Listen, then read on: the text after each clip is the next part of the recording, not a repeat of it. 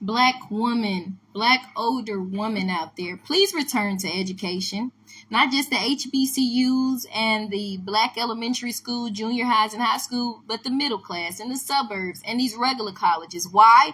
Because somebody Afrocentric like myself, or some black girl, not even just a regular black girl, black boy, may come through, and you'll have some of these people of other persuasions will say, will lie on them because they're intelligent or because they're powerful. Like my teacher said, oh, you had too much energy when you asked the question. When you answered the question, you made them uncomfortable. I ain't never heard so much bull.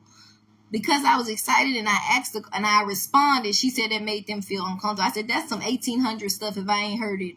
Black woman, you're needed. Why? Because even these younger black girls, a lot of them got all these degrees, masters and PhD, all this education, but they don't know how to encourage the urban youth and the youth. They don't know how to mentor. They don't have your wisdom, the stability of mind to be able to talk to these kids and say, no, you can make it, to be able to say, no, don't do this. I've been through that. My son is in prison. I lost my son, or this, that, or the other. This will lead you that way. You can go to college. We need your wisdom. We need your mothership. And black men, same thing.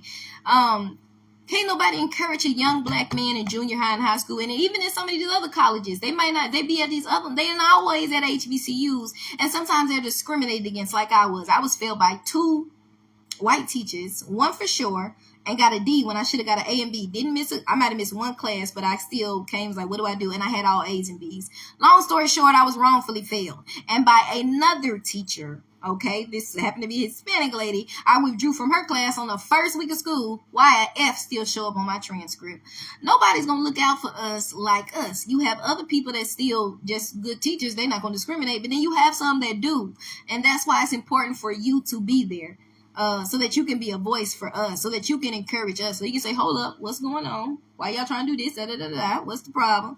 Because they're going to be slow to just accuse us when us are there, when we're in the faculty and staff, when we're a professor, when black professors are at these other schools and teachers are at these other schools mixed in. See, because a lot of times black people make it out the hood and they go to these suburbs, but you go to some of these suburbs and you'll get some racist teachers. I'm not saying all of them. I'm not saying that, but you may get one or two that discriminate. So it's good to have us, even in other neighborhoods, to look out for our young. When we see us in the crevices and sneak, okay, they go, because some will discriminate on your hair, on your skin, on the way you talk, but they're not smart enough because they black. But then if we're in there as faculty and staff, as professors and teachers, they're not so quick to do so, because you got somebody looking out for us, for the youth, for those college students, for those junior high and those high school students. So you're not just needed in the black neighborhoods, which you definitely are. I believe that God has called ones here to the black neighborhoods, some to the middle class, and some to the suburbs. We need y'all, not just in the black ones, but in these suburbs and these middle class too, because they tend to discriminate against us when they don't let you be Afrocentric. They really don't let you know how to talk and seem like you got wisdom and knowledge, and they from the 1800s. They really gonna discriminate against you, or they only about their people, and they see you strong and you want to better your people. So we need you there, older black women and older black men, and younger black women and young black men too. But a lot of times, y'all don't have the wisdom and the knowledge and the way and the ability to work with the urban youth like the older ones do. And see, y'all older ones might think, oh, it's too late. I'm 50 and 60. It ain't never too late, because there's some students you need to meet 10 years from now. And even though it'll take you 4 years to get your degree, it might even take 5 or 6. You'll be there for that student 10 years from now that won't commit suicide because you were in the school. See, a lot of these young ones got PhDs, masters, all these friends, all these accommodations they recommend, but they don't know how to work with these kids. They don't know how to encourage them out of suicide. They don't know how to really sit down and tell them how to read when they don't know how to read. They tell my baby, I ain't got time getting my nails done, my hair done. They don't know how to not get in a fight with their mama because their mama ain't got no class, but you do. That's why we need the older woman, the older men, and the black man is needed to talk to a young black man in these junior highs and high schools, because it's something us black women, we can encourage him, but not like a black man can to a young black man.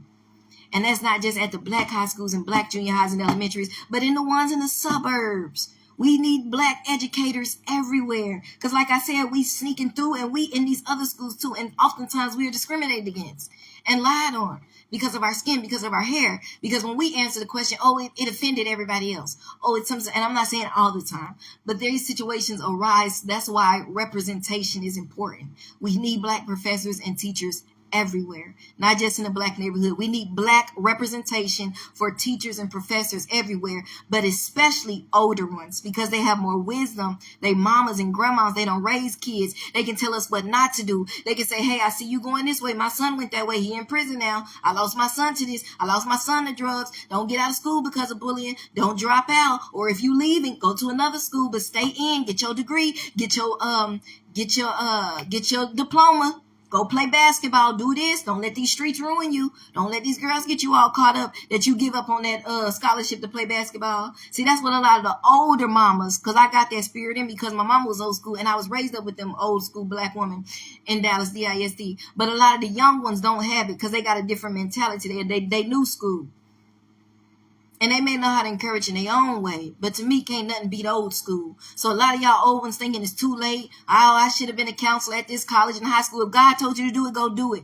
I don't care how old you are. I don't care if he told you 5, 10 years ago. Go do it. Trust God. If he's telling you to leave your job and be that counselor, that teacher, that professor, go back to school, do it. Because again, you may be the difference. You may be the closest thing they get to God between that student in the future not getting killed in that gang, not going to drugs and not committing suicide, and going to college instead of dropping out. You, older black woman, you, older black men. And yes, we need young black teachers and young black men as well. But learn from the old school ones because they the best ones that know how to work with the urban youth. They have maturity, wisdom. They not fussing and fighting. Sometimes we got too much mouth. I promise you, we got too much mouth. But them older ones know how to say it and let it go. They know how to walk away. They know how to say the words with wisdom. And then they know how to encourage and let it go. Because they got wisdom. They got class. They done been through some things. They not so young and mighty mouth like we are. Don't know nothing about nothing, but we think we do. And even if we do, we don't know how to do it the right way, but they do. That's why us young ones that's trying to be educators, that are educators, we need to get a hold to these older black women, older black men, because they got the keys to success. They got the keys to life. They got wisdom. They got knowledge. They know how to encourage the black youth. They know how to work with these ratchet mamas. And so we need to learn from them. And we're needed. So it's never too late. I want to encourage y'all. My mom was trying to go back before she passed to be an educator. But it's never too late for y'all to go back and get your degree, for you to go back and be that counselor at that high school or that college. My mama said God told her to be a counselor. But she didn't leave that job and she ended up getting fired wrongfully. They said she didn't call in when she dropped me off at school, but she did. So don't stick around fearing man. Fear God. Listen to him. He gonna work it out. If he called you to it, he gonna bring you through it. Even if you do gotta suffer for a moment. You may not have to experience homelessness. But you may have to experience something for a moment. He gonna bring you out. But just obey his plan. Trust his process. Even when you don't know what to do, say, Lord, I'm trusting you. You put me here for a reason. That kid and that child needs you. And I know as an educator, every child may need you. Not just the ones that look like you. Not just black kids, some white kids, Latino, Asian, whoever. Because as God's children, we all the same. We all need each other. We need to encourage everybody, not just the ones that look like us. But we are often mistreated and discriminated against. So representation, we need representation because we're going to definitely make sure they're not working against us, which is happening a lot of times in these colleges and schools. It just happened to me. I had to withdraw from one because of it. So you're needed. And I had no black professors. I had seen two, but they didn't teach me. It was an African lady and a young black man. But you older ones are needed. Because a lot of times when you on the faculty and staff, these other ones that may have some racism, they ain't going to discriminate against you. I remember when I was at Jarvis and this white professor tried to discriminate against me. And we took it before Dr. Pruitt and the dean at Jarvis and all that. And she was looking at her like, and she got that straightened out real quick. Why? Because you at the HBCU and we not finna allow no racism. One thing we not finna allow. Dr. Pruitt gave her that look like, I don't know what you thought this was. You at the wrong school for that. I didn't have to worry about that there because they look out for us. But some of y'all are called to these suburban elementaries and colleges and junior and high school where some of these kids are being discriminated against, unfortunately. And we need you to be a voice. We need your black representation. We need your wisdom from a black mama, from a black man. Old, especially older ones, black women, and because y'all got that wisdom, y'all know how to work with us, y'all know how to vouch and fight for us, and young ones too, but we need to gravitate to the older ones because they got the keys of wisdom. So please, black women and black men, older ones especially, return to education. Young ones, be teachers and doctors, let God lead you, but learn from the older ones, gravitate to them, make friends with them.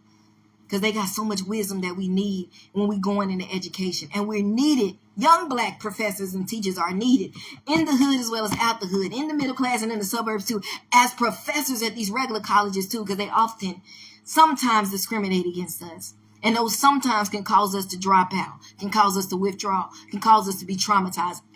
That's what happened to me. So please, black women, return to education. It may not be at an HBCU. It may not be at a black school. It might be at a regular community college. My mama said God told her to be a counselor at a college, but she didn't do it. Do what God is calling you to do, because somebody needs your wisdom. My mama had so much wisdom. I wish she would have did it, because I know them kids needed that wisdom, that love, and the support that some kids don't get growing up in the urban neighborhoods, growing up in the rich neighborhoods. Their parents might work too hard. Their parents might be on drugs, whatever neighborhood. They need that wisdom, that love, that Jesus, that encouragement, that wisdom, that you can make it, that I've been through this and I made it. I was a single mom and I made it. I did this and I made it. I served God and I made it. They need that you can overcome this rape, this addiction. And then it might go lead over to, you can overcome this sin if it calls to it. God, listen, black women and black men, especially older ones, it's not too late to go back to college. It's not too late to go back to teaching if you're retired. It's not too late to finish your degree and go into teaching, whether it's in the black neighborhood or not, or in between, as well as these colleges, HBCUs or not, because we also need you at these non-HBCUs where we are discriminated against, where I was discriminated against, and I left because of it. We need you. Your representation matters. It may be the difference between us graduating and not graduating, us getting on drugs and not graduating, us committing suicide and not, being in high school, dropping out, getting on drugs, getting in gangs, getting killed, committing suicide, not going to college, just being another statistic on the streets. You are the difference, black moms and teachers, professors, come back. You are the difference, black men. Nobody can encourage a black man like a black man. Black women, we can, but not like y'all. Black mothers, your nurture something about us. And we know how to encourage everybody, not just our own. As a child of God and as an educator, we're called to encourage all ethnic groups. But especially we know how to encourage and look after our own. So do that. We need you to return. A call for older black women to return to education in colleges and education levels of all types, not just in the black neighborhoods, as well as older black men. We need you older black men coaches. You know how to work with us. Even different than the younger ones do. They don't have the wisdom. They don't have the skill. They don't have the know-how like y'all older ones do. So we need to gravitate towards y'all. Please return. Please come back. Please finish your degree. Get your counseling certificate and go out here and do what God has called you to do. For all, but especially for your own, representation matters. Nobody can encourage us like our own when it comes to black people. Nobody can encourage us. It's going to make a difference for that little black boy to see a black man teaching, that little black girl to see a black woman teaching, and then at college see a black professor, and then at high school see a black teacher. It makes a difference. Yes, anybody can encourage you, but it's good to see your own in every ethnic group. So how much more for us? And we can love, and we know we work with everybody. We love everybody. We always accept it. But we need representation for us, and we're going to look out for us, especially if the others get to tripping against us. We're going to look out for us. Older black women, return to education of all types, and older black men too. Not just at HBCUs and the black schools, but everywhere, because we're being discriminated against. And we need you. And I'm not saying all the time. I'm not saying no, but there are certain instances where you will make a difference if you're on the staff. We need to see black principals again. We need to see black deans again. I would love to see it at a non-HBCU, because we know it's going to be at an HBCU. I would love to see it at a non-black elementary and high school. That reminds me of Miss Brandy Holland, because she ain't she's probably at a diverse school, right? White, black, Hispanics, and I believe you're the principal out there in East Texas. Love that.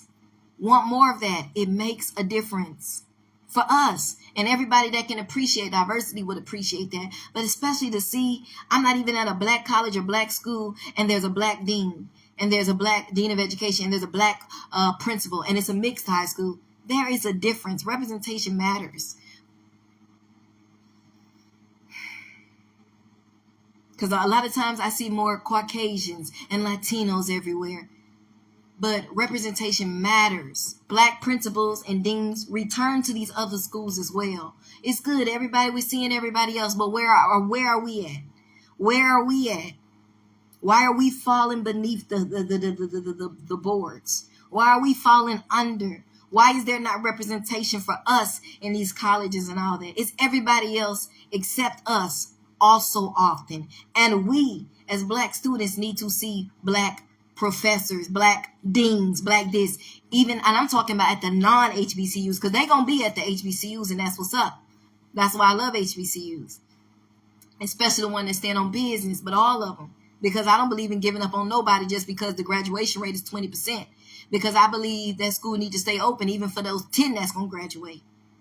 So I disagree with most of you guys on that part. But what I will say is representation matters. Representation matters. Because all so often I'm seeing everybody but us. And sometimes those others will discriminate against strong individuals like students like us. And it's because we don't have the Black deans and the Black professors that are there to say, hey, what's going on, blah, blah, blah, blah. Sometimes representation matters. Older Black women, return to education, return to counseling. Older Black men, return to education, coaching, and counseling. Black women, you're needed. Your nurture is different. It's even different than the others. And especially for a Black girl, I need you. And others do too in education. And even at these other, and especially for these Black boys, they need Black men. They need Black things. They need to see a Black professor, a Black dean at a principal that's not an HBCU. They need to see a Black dean at a mixed school, at a suburban school. Where is that at? When do you see that? I've never seen it. But I'll see Caucasian ones. I'll see Latino ones. But we are not represented, and we need to be. And not just us, but what about a Chinese dean, an Indian dean? Because all the time, often, it's always Caucasian and Hispanic, which is still the same thing. It's still European. But I don't see a Black one at a mixed school, a Black dean. Let alone a Black male dean. I'll see a Black principal before I see a Black male principal. And that's a bad thing. Where's the Chinese principal? Where's the Indian principal? Where's the more diversity, but especially for Black folks? But it goes for all nationalities as well. We need more diversities in this school. I'm sure that would make such an impact for a little Chinese kid at this mostly white school or mixed school to see a Chinese principal, a Chinese male principal, for an Indian young girl to see an Indian principal, and all these other nationalities we don't see all the time. Diversity matters. Well, Black mothers, Black teachers, coaches, return to education, return to these schools, return to these colleges. God may be calling you to a non-HBCU, to a non-Black neighborhood. He might be calling you to work with the white person, that Hispanic person, that Asian person. Those kids, those teenagers, no matter the colors. Then it might be, somebody there that looks like you, that it makes a difference for them. And that goes not just for the Blacks, but for everybody. We know that. But I'm specifically talking to us right now. So take what you will from this Black mothers, older Black women, and older Black men. Return to education. You're needed. Young Black ones, Black women and Black men, we need you in education. And learn from the older ones. Take notes, because they knew how to work with us. They knew how to bring out the best in us.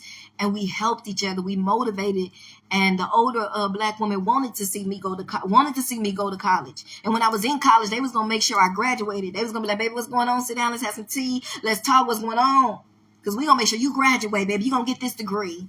Because my grandmama, they told us about them stories from the plantation. They told us what we went through. That's why I want to see. They know the stories. They know what we went through. It's important to them that we made it. But over time, we don't know what we've been through. These young folks, we so busy twerking and getting weaves down to our butts and getting all these long nails. And we don't understand the privilege it is to get an education, to get your degree, to be a teacher, a lawyer, a doctor. So we take it for granted and we turn everything to being a baddie and about sex and about what's between our legs, when our ancestors used to get killed because they was walking to college, used to get killed for looking white folks in the eye, used to get killed because, like I said, they was going to school. They couldn't get at because they knew how to read. They used to get killed for that. And I bet if you ask some of these young Blacks today, they don't even know that. You gotta know your history so that you don't repeat history. And now you may not get lynched on the tree. You might get lynched by crack cocaine and become a drug addict. You might be lynched by getting turned out and becoming a prostitute on the street. So you're still a victim to the system. You might be lynched because you're stuck on food stamps and stuck in the ghetto. And I ain't talking about just temporary, a single mama or just there for a while till she really come up and get out. I'm talking about generation after generation after generation. So the system's still playing you. Democratic Party still playing you. You still stuck on the plantation. You just twerking and having sex, but you're not being that teacher, that lawyer, that doctor, that preacher, that whoever that God called you to be. Because everybody want to be a baddie and worry about what's between their looks, and ain't nobody got nothing going on up here. But we are pushing black-owned business. We pushing businesses. So let's worry about what's going on. Let's get more. And we do. One thing about it, we are preaching. We pushing black businesses these days. But I need y'all to push black lawyers, black principals, black deans, and black male deans, and because y'all doing the business part. We need the education. We need the lawyers, more of it. We got it, but we need more, especially in education. We dying in education. I didn't even know it till I seen this documentary that I watched some of. We dying. We is not present, except in the black neighborhoods. We plenty present over there. But they saying even over there, we need y'all. But let me tell you something. Anybody can teach somebody, right? If you a good teacher, you don't have to look like me to encourage me. But it's a difference when you look like me and you encourage me at the same time. So I need y'all older black women and black men to return, and you younger ones to connect to the older ones and return to education. Because some people just there for a paycheck, and some people actually make a difference.